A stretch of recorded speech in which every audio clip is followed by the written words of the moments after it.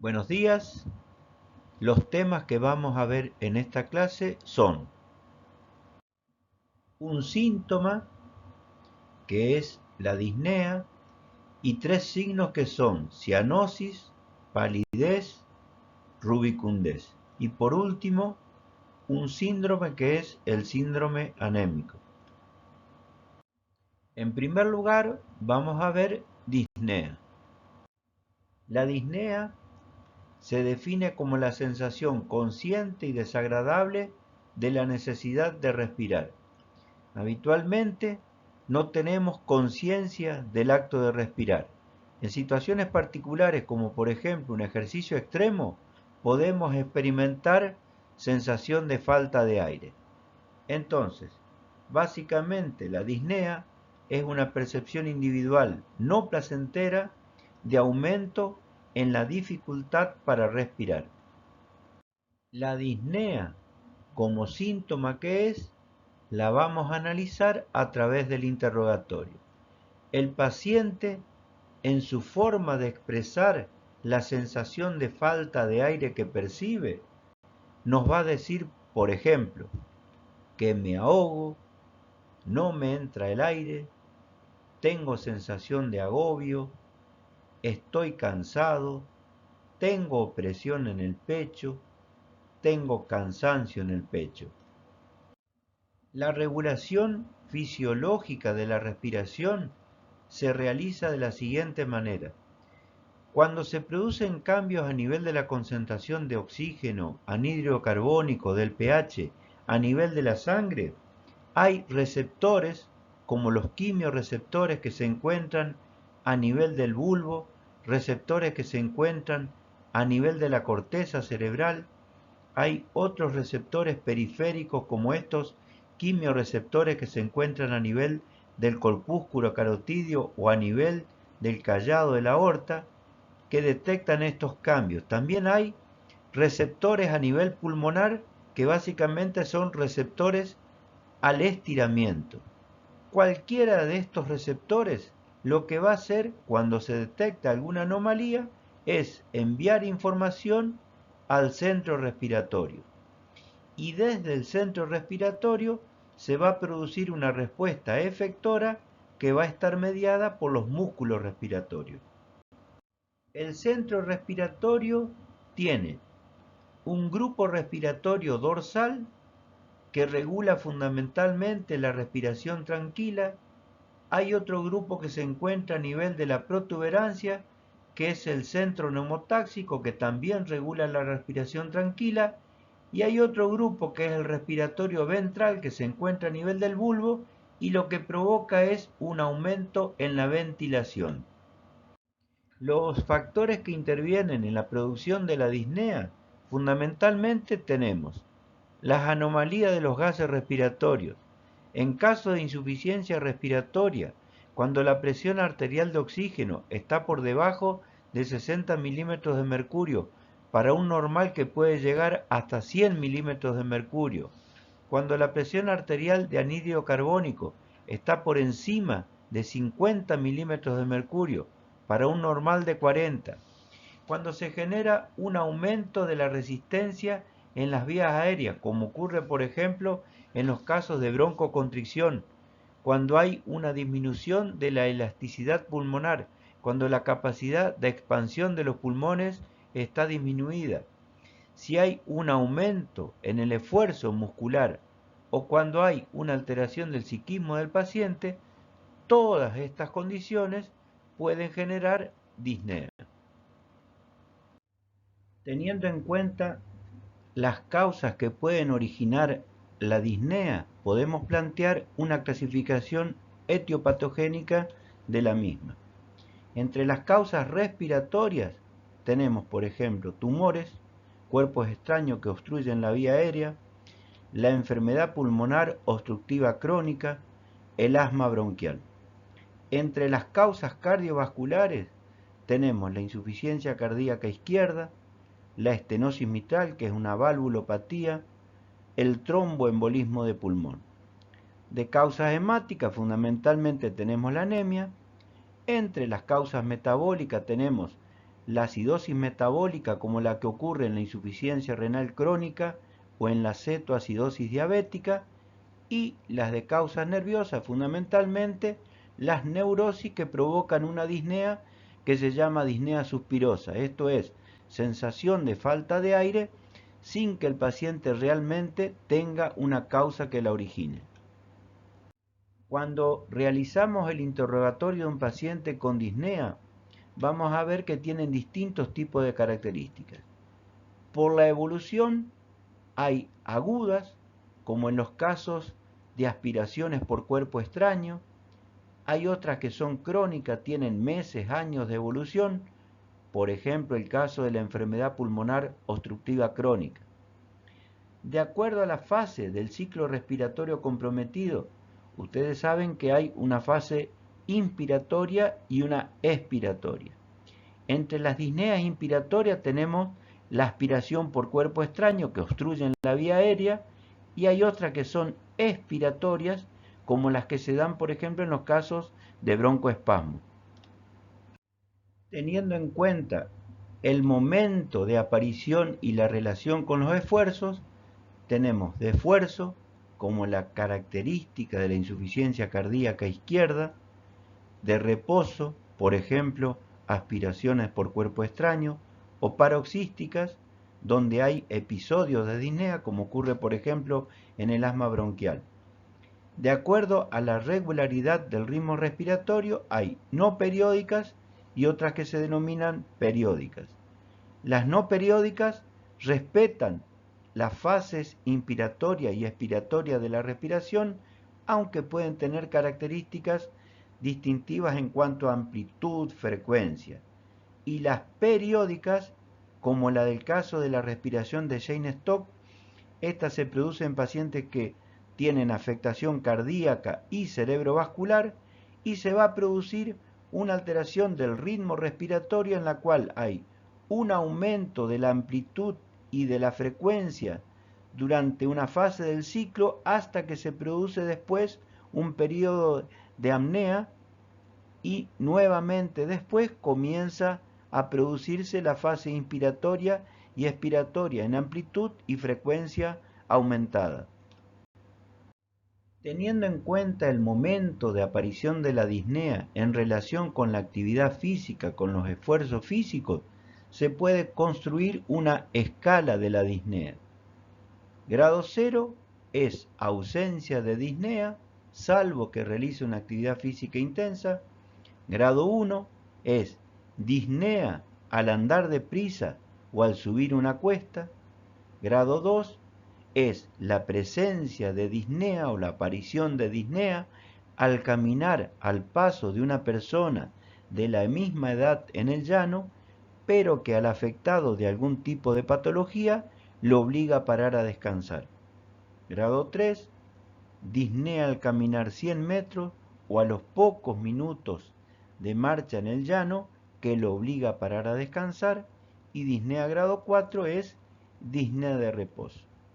Todo esto se puede resumir diciendo: grado 0 es ausencia de disnea en las actividades habituales. Grado 1, aparición de disnea en los grandes esfuerzos. Grado 2, aparece en medianos esfuerzos. Grado 3, en pequeños esfuerzos, esfuerzos de la vida diaria.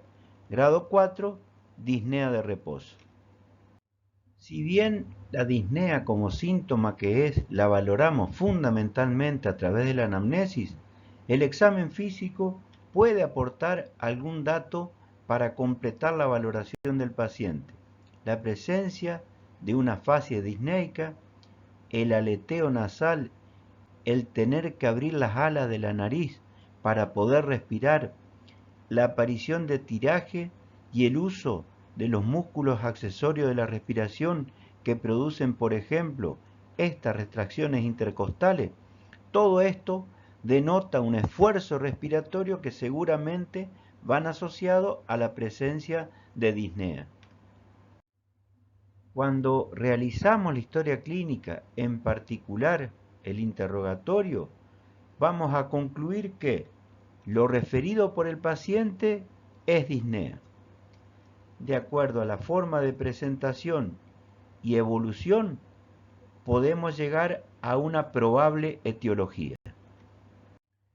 Las implicancias para ustedes como odontólogos fundamentalmente es determinar la presencia de disnea cuando hacen la historia clínica, y esta presencia, independientemente del origen que la determina, siempre los debe alertar sobre la presencia de un paciente de riesgo. En el caso de aparecer en el curso de la atención odontológica, debe determinar una consulta médica urgente porque evidentemente lo que provocó la misma es algo importante, algo grave. El tema que vamos a ver a continuación es un signo clínico y se denomina cianosis. La cianosis se define como la coloración azulada de piel, mucosas y lechos unguiales debido a la existencia de hemoglobina reducida en sangre capilar sistémica por encima de los 5 gramos por ciento. Para comprender esta definición, les voy a mostrar a continuación datos que son de tipo fisiológico. El valor de la hemoglobina normal es de 15 gramos por 100 mililitros de sangre. Tiene una saturación del 97% a nivel arterial. Esto es cuando pasó por los pulmones y se produjo el intercambio gaseoso. Y tiene una saturación del 74% a nivel de sangre venosa. Esto es cuando los tejidos periféricos extrajeron oxígeno y desnaturalizaron a la hemoglobina.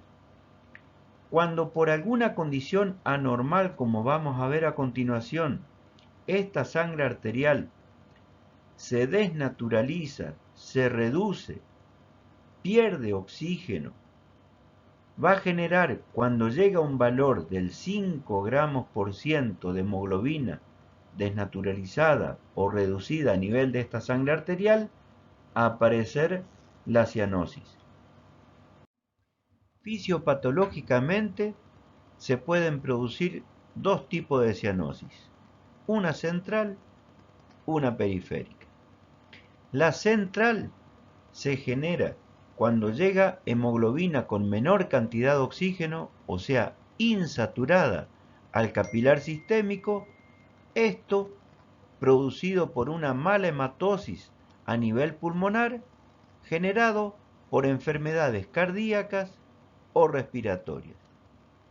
En la periférica llega bien oxigenada la sangre al capilar sistémico, pero por una disminución de la velocidad de circulación cuando hay éstasis, los tejidos extraen mayor cantidad de oxígeno.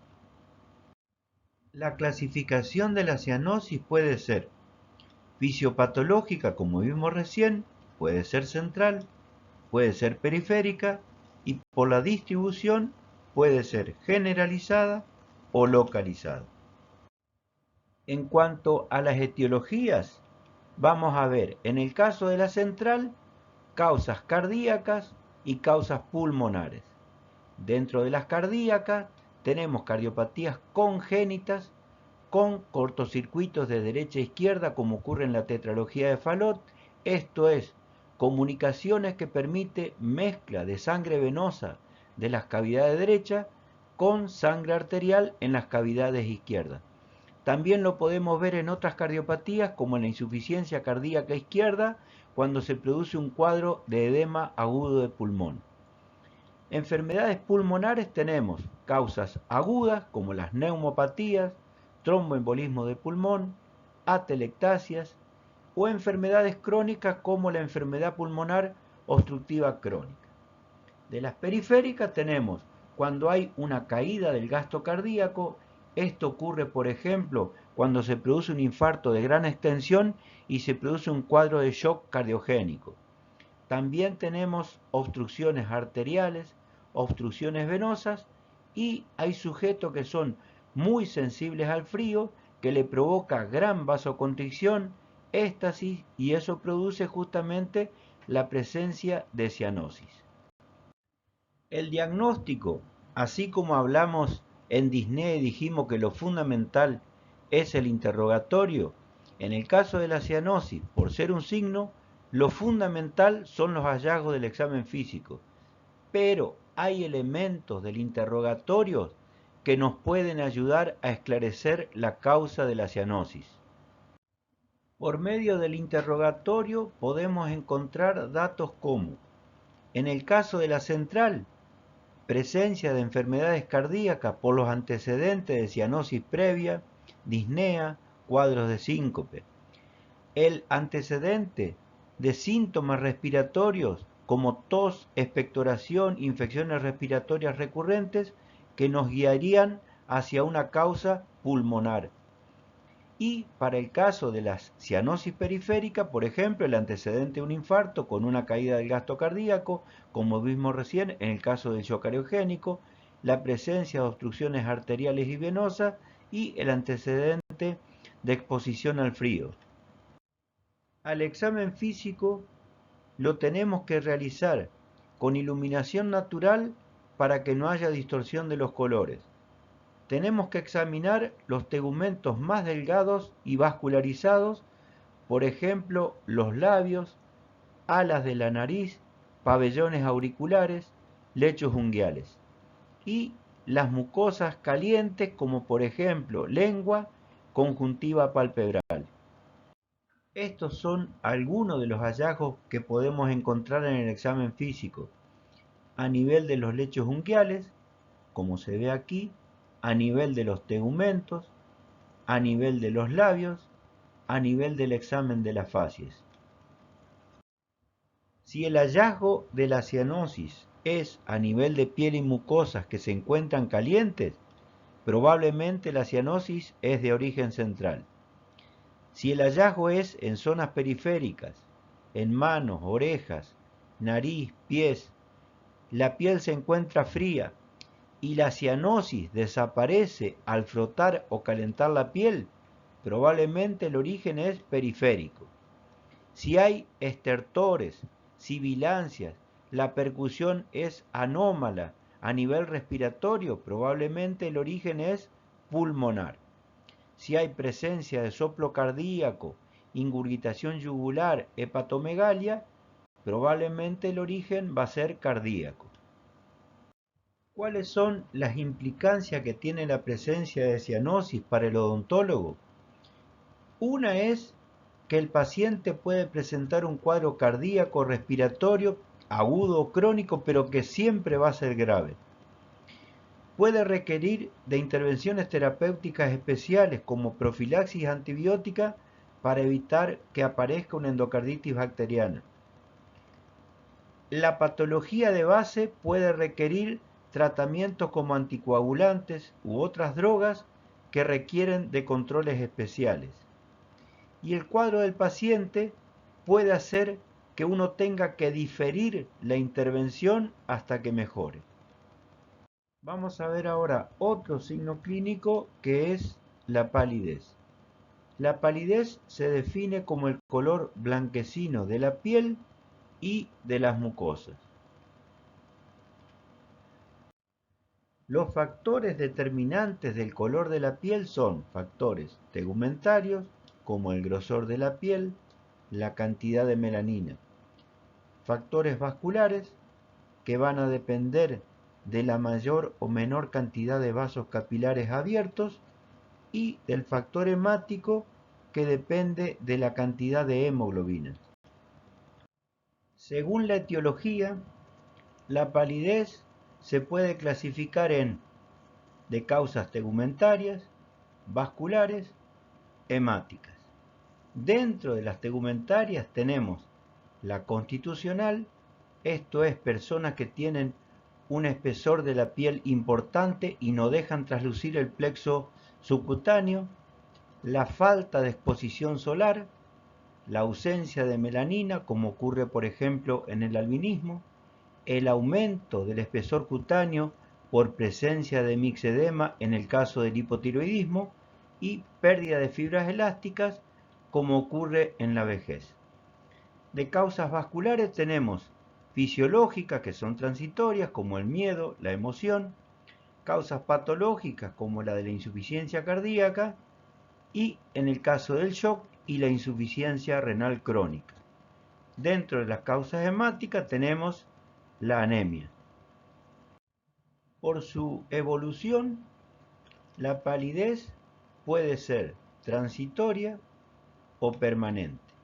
Transitoria en el caso de que haya poca exposición solar, en el caso del miedo, la emoción, en el shock, en las anemias. Y permanentes son las de causa constitucional, el albinismo, la vejez, la amiloidosis y en el caso de la insuficiencia renal crónica. La evaluación de un paciente con palidez la vamos a hacer fundamentalmente a través de la inspección. Los sitios que vamos a examinar fundamentalmente son la piel, las mucosas, como la conjuntival, el lecho unguial y las palmas de las manos. Las implicancias que tiene para el odontólogo la presencia de palidez en un paciente pueden ser: el paciente puede presentar un cuadro hemodinámico alterado agudo, como es el caso de un presíncope o un síncope que lo desarrolla durante la consulta, o bien puede ser portador de anemia asociado a una enfermedad de orden general, como pueden ser el cáncer, la leucemia y otros. El último signo clínico que vamos a ver hoy es rubicundez. Se define la rubicundez como la coloración rojiza de la piel y en algunos casos también de las mucosas. Dentro de las causas que pueden producir rubicundez tenemos causas tegumentarias como la piel fina constitucional, causas vasculares, la vasodilatación, y causas hemáticas como el aumento de los eritrocitos. La rubicundez puede ser fisiológica, como la que se presenta en personas que trabajan permanentemente en el sol, como los campesinos, o personas que trabajan con altas temperaturas, por ejemplo, con las calderas. O bien pueden ser de causas patológicas. Dentro de las causas patológicas de rubicundez tenemos algunas que son localizadas, como la de los procesos inflamatorios, o pueden ser generalizadas. Dentro de ellas tenemos de causa vascular, como la fiebre, o de causa hemática, como las policitemias. Entre las implicancias que tiene para el odontólogo la presencia de un paciente que presenta rubicundez, tenemos que puede ser manifestación local de un proceso inflamatorio, o bien puede ser un elemento diagnóstico de un proceso de orden general como la fiebre. El último tema de esta clase va a ser sobre síndrome anémico. Definimos síndrome como un conjunto de signos y síntomas que evolucionan más o menos simultáneamente, que dependen por lo general de una misma fisiopatología y que obedecen a varias etiologías. En el caso del síndrome anémico vamos a ver cuáles son los signos y síntomas que presenta, cuál es el mecanismo fisiopatológico que se pone en juego y cuáles son sus etiologías. La anemia, que es la causal del síndrome que estamos viendo, se produce cuando hay una disminución del número de hematíes o glóbulos rojos, cuando disminuye la hemoglobina o el hematocrito. Este es la relación porcentual del plasma con respecto a los glóbulos rojos. La anemia se puede producir por déficit en la producción de glóbulos rojos. Esto se da en enfermedades de la médula ósea como la hipoplasia o la aplasia medular, o por carencias nutricionales como el déficit de ácido fólico o vitamina B12, que son esenciales para la maduración de los glóbulos rojos. También se pueden producir por aumento de la destrucción de los glóbulos rojos. Esto se da en reacciones autoinmunes, anormalidades de la forma de los glóbulos rojos o anomalías en la hemoglobina. Y la otra causa son las pérdidas de glóbulos rojos. Esto se da en cirugías, hemorragias digestivas, pérdidas menstruales abundantes y en los accidentes. La función más importante de la hemoglobina que se encuentra en el glóbulo rojo es transportar oxígeno. Cuando hay un déficit de la cantidad de glóbulos rojos y por lo tanto de la hemoglobina, van a aparecer, entre otras cosas, mecanismos de adaptación como aparición de taquicardia, taquipnea, vasoconstricción. La hipoxemia a nivel tisular va a provocar cefalea, puede producir angina de pecho, calambres musculares y en algunos casos van a aparecer en el síndrome anémico manifestaciones que son propias de la enfermedad que está generando la anemia. Entonces, el síndrome anémico tiene como manifestaciones sintomáticas presencia de disnea, palpitaciones, angina de pecho, trastorno del sueño, cefalea, irritabilidad, falta de concentración y memoria, calambres musculares, astenia, intolerancia al frío, disminución de la libido. Y como signos tiene presencia de palidez en piel y mucosa, taquicardia, soplos cardíacos y pliegues cutáneos en las palmas.